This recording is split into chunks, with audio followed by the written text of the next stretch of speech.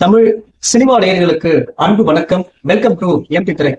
இந்த ஷோல கவனம் அப்படிங்கிற தமிழ் திரைப்படத்தினுடைய ரிவ்யூ தான் பார்க்க போறோம். இந்த படம் ராஜ் டிஜிட்டல் ஓடிடில அவைலபிளா இருக்கு. இந்த படம் வந்து பாத்தீங்கன்னா ஒரு ஆஸ்திரேலிய த்ரில்லர் மூவியா கொடுக்க முயற்சி பண்ணிருப்பாங்க. ஒரு மர்ம மனிதர் ஒரு ஃபேமிலியே தன்னுடைய கண்ட்ரோல்ல வச்சிருப்பான். அந்த ஃபேமிலியில மொத்தம் 4 பேர் இருப்பாங்க. ஹஸ்பண்ட் அண்ட் மனைவி, 2 பசங்க. அந்த ஃபேமிலியுடைய தலைவர் வந்து பாத்தீங்கன்னா ஒரு போலீஸ் அதிகாரியா இருப்பாரு. அவருடைய மகனும் வந்து பாத்தீங்கன்னா ஒரு போலீஸ் அதிகாரியா இருப்பாங்க. அந்த பொண்ணு வந்து பாத்தீங்கன்னா ஒரு வக்கீலா இருப்பாங்க. அந்த பொண்ணுடைய லவரா வரக்கூடிய நவீன், அந்த நபர் வந்து பாத்தீங்கன்னா அந்த பொண்ணையும் பொண்ணுடைய அப்பாவையும் வந்து பாத்தீங்கன்னா ஆஸ்திரேலியா பிடிச்சி வச்சிருப்பாரு.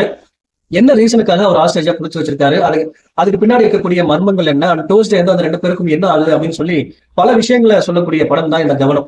இந்த படத்தை பத்தி அலசணும் அப்படின்னா, இந்த படத்துல எனக்கு பிடிச்ச விஷயம், ஒரு ஆஸ்டேஜ் த்ரில்லர் மூவில என்னென்ன மாதிரியான மிஸ்ட்ரி எலமெண்ட் இருக்குமோ அது எல்லாமே ப்ராப்பரா ஆட் பண்ணிருப்பாங்க.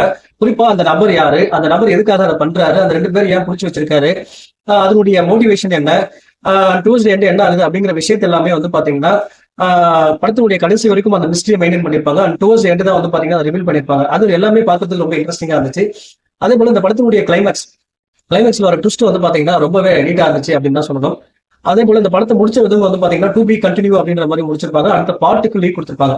மற்றபடி இந்த போர்ஷன்ஸை தவிர இந்த ஆஸ்டேஜ் டிராமாவில் வரக்கூடிய சம்பவங்கள் எல்லாமே வந்து பாத்தீங்கன்னா பெரிய அளவுல சுவாரஸ்யத்தை கிரியேட் பண்ற அப்படின்னு தான் சொல்லணும். குறிப்பா அந்த வீட்டுக்கு வர கெஸ்ட், அந்த 2 பொண்ணுக்கு பண்ற விஷயங்கள் எதுவுமே பெரிய அளவுல சுவாரஸ்யம் இல்லை.